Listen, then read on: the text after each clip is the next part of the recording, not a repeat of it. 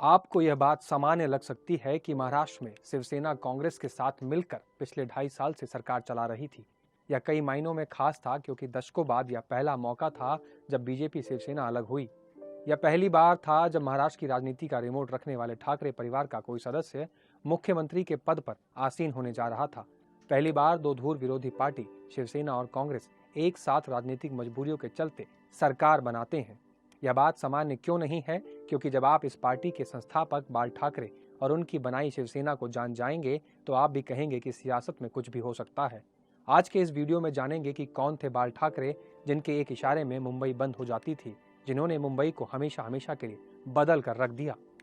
बाल ठाकरे जो कभी इंदिरा गांधी की इमरजेंसी को अपना समर्थन देते हैं तो कभी 2002 के गुजरात के दंगों के बाद नरेंद्र मोदी के हटाए जाने के खिलाफ दिखते हैं। सब जानेंगे आज के इस वीडियो में। नमस्कार, मैं हूं पुलकित शुक्ला और आप देख रहे हैं द न्यूज़ 15। बाल केशव ठाकरे, जिन्हें उनके चाहने वाले बाला साहब ठाकरे के नाम से पुकारते थे। बाल ठाकरे का जन्म 23 जनवरी 1926 को महाराष्ट्र की राज्य की राजधानी तब की बंबई में हुआ था। उनके पिता केशव सीताराम ठाकरे एक समाज सुधारक और लेखक थे। उन्होंने समाज की कई बुराइयों जैसे बाल विवाह, दहेज प्रथा के खिलाफ आवाज उठाई। शायद इन्हीं बातों का प्रभाव उनके बेटे बाल केशव ठाकरे पर भी पड़ा। बाल केशव ठाकरे ने अपने जीवन की शुरुआत एक कार्टूनिस्ट के तौर पर की, जो कि अंग्रेजी अखबार द प्रीफेस जर्नल में छपता था। लेकिन वे ज्यादा दिन प्रीफेस जर्नल के लिए काम नहीं कर पाए। उन्होंने 1960 में अपने राजनीतिक साप्ताहिक के लिए भी अपनी नौकरी तक छोड़ दी। इस साप्ताहिक का नाम था मार्मिक। उन दिनों संभावनाओं को देखते हुए अन्य राज्यों से आए लोग महाराष्ट्र के कारोबार और नौकरियों से अपनी जगह बनाए हुए थे, जिससे आम मराठी परिवार वंचित रह जाता था। बाल ठाकरे को ये बात पसंद नहीं आती थी। बाहर से आए लोगों में से गुजरात तथा दक्षिण के राज्यों के लोग सर्वाधिक थे। उन्होंने इस बात को अपनी राजनीति का आधार बनाया और नारा दिया, पोंगे बजाओ और लुंगी हटाओ। दुनिया भर में तमाम उदाहरण आपको मिल जाएंगे जब कोई शासक या लीडर कहते हुए मिल जाएगा कि फला लोगों से आपको बचकर रहना चाहिए क्योंकि वो अपने अधिकार छीन लेंगे। यह कहानी भी कुछ वैसी ही है। बाल केशव ठाकरे ने 19 जून 1966 में शिवसेना का गठन किया। उस समय नौकरियों का अभाव था और बाहरियों का आगमन कुछ ज्यादा ही था। कहीं ना कहीं लोग इस बात से सहमत दिखाई पड़ रहे थे। बस फिर क्या था? शिवसेना के मैनिफेस्टो में बाल ठाकरे ने दावा किया कि दक्षिण भारतीय लोग मराठियों की नौकरी छीन रहे हैं और यहीं पर उन्होंने दक्षिण भारतीयों के खिलाफ यह नारा दिया जिसकी बात हमने कुछ समय पहले की। वे अपने मराठी मानुस की छवि को आगे लेकर बढ़ने लगे, जिससे उन्हें स्थानीय लोगों का समर्थन भी उन्हें मिलने लगा। धीरे धीरे बाल ठाकरे ने जगह जगह से लोगों को शिवसेना में शामिल करना शुरू किया। महाराष्ट्र के सभी छोटे संगठन भी शिवसेना में शामिल होने लगे। मुंबई के हर इलाके में स्थानीय दबंग युवा शिवसेना में शामिल होने लगे।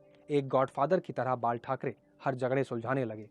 कयास लगाने वाले कई लोग 2005 में राम गोपाल वर्मा की फिल्म सरकार को बाल ठाकरे की जिंदगी से प्रेरित बताते हैं। इस फिल्म में भी अमिताभ बच्चन राजनीति में प्रमुख चेहरे के रूप में तो नहीं दिखते, लेकिन सरकार की पूरी बागडोर उन्हीं के हाथों में होती है। इस तरह वे लोगों की समस्या को सुनते हैं और अपने स्तर पर उसका तुरंत निदान भी करते हैं।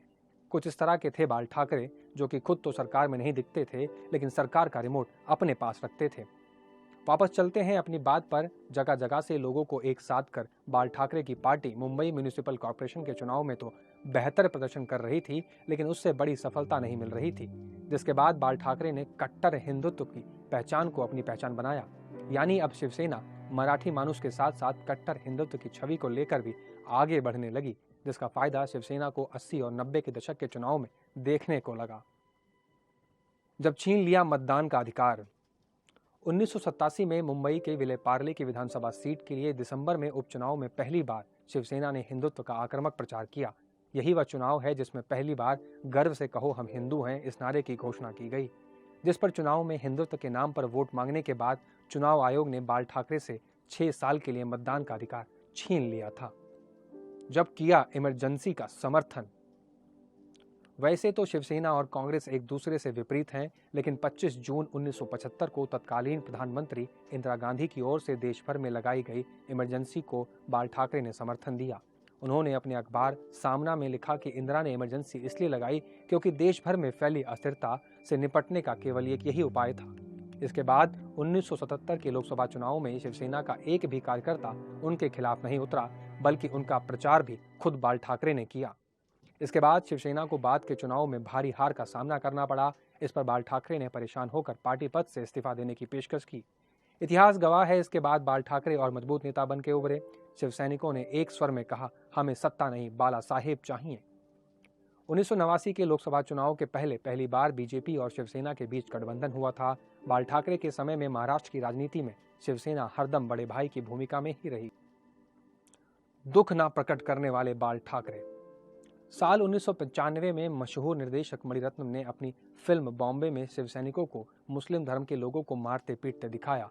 बाल ठाकरे ने इस फिल्म का विरोध किया। इस फिल्म के बम्बई में प्रदर्शन पर रोक लगी क्योंकि इस फिल्म में डिस्ट्रीब्यूटर अमिताभ बच्चन थे और वे बाल ठाकरे के करीबी भी थे। अमिताभ ठाकरे के पास गए। अमिताभ ने उनसे पूछा कि क्या शिव सैनिकों को दंगाइयों के रूप में दिखाना उन्हें बुरा लगा। ठाकरे ने जवाब दिया, बिल्कुल भी नहीं। मुझे जो बात बुरी लगी वो था दंगों पर ठाकरे के कैरेक्टर का दुख प्रकट करना। मैं कभी किसी चीज पर दुख नहीं प्रकट करता। जब दिलीप कुमार से अवार्ड वापस करने को कहा। साल 1998 में पाकिस्तान ने अभिनेता दिलीप कुमार को निशाने पाकिस्तान देने की पेशकश की, जिसे उन्हें स्वीकार भी कर लिया। लेकिन कुछ समय बाद जब पाकिस्तान ने भारत पर घुसपैठ की, इस पर बाल ठाकरे ने दिलीप कुमार से अवार्ड वापस करने को कहा। यह बात दिल्ली तक पहुंची। तत्कालीन प्रधानमंत्री अटल बिहारी वाजपेयी पर दबाव बना। इस पर दिलीप कुमार ने खुद प्रधानमंत्री से बात की और उन्होंने कहा कि दिलीप कुमार देश के लिए सब कुछ कुर्बान कर सकते हैं। 17 नवंबर 2012 में बाल ठाकरे की कार्डियक अरेस्ट से मृत्यु हो गई। आजीवन वे महाराष्ट्र के राजनीतिक में किंग मेकर की भूमिका में रहे। बाल ठाकरे अपनी बेबाकी और दिलेरी के अंदाज के कारण जाने जाते रहेंगे।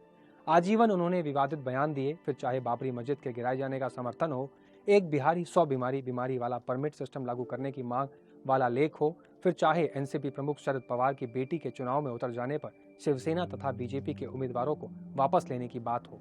महाराष्ट्र से बाहर के लोग उनके बयानों और शिवसेना के कार्यों से जज कर सकते हैं, लेकिन महाराष्ट्र के अंदर उनकी शाख काफी मजबूत और वे आज भी मराठी मानुष के सबसे बड़े पैरोकार माने जाते हैं, जिन्होंने अकेले देश भर में पूरी अपनी बात पहुंचाई। 2019 में यह पहली बार था जब शरद पवार ने कांग्रेस और शिवसेना के बीच सुलह कराकर महाराष्ट्र में इनका गठजोड़ किया। कभी किंग मेकर कहलाने वाले ठाकरे फैमिली का कोई सदस्य किसी और की निगरानी में महाराष्ट्र की गद्दी पर बैठने जा रहा था। लोगों ने पहले ही इस राजनीतिक संकट के कयास लगा लिए थे, जो कि लगभग 2.5 साल बाद बागी विधायकों की चिट्ठी में देखने को मिला है। इधर बागी विधायक असली शिवसैनिक होने का दावा कर रहे हैं। ये तो वक्त ही बताएगा कि असली शिवसैनिक कौन है। आज की राजनीति को देखकर महाराष्ट्र के लोग बाल ठाकरे को याद कर रहे होंगे। अब महाराष्ट्र की राजनीति के बाल केशव ठाकरे नहीं हैं, जिनकी एक गुहार पर युवा एकजुट हो जाते थे, जिनकी मास अपील से एक बार में मुंबई की सड़कें सूनी दिखाने लगती थी, मानो कोरोना का लॉकडाउन लग गया हो। बाल केशव ठाकरे ने केवल मुंबई का नाम ही नहीं बदला, बल्कि उसे हमेशा के लिए बदल दिया। आपके लिए ये रिपोर्ट हमारे साथी सौरभ शर्मा ने लिखी थी। कैसी लगी आपको ये रिपोर्ट कमेंट करके जरूर बताइए। देखते रहिए न्यूज़ 50। नमस्कार।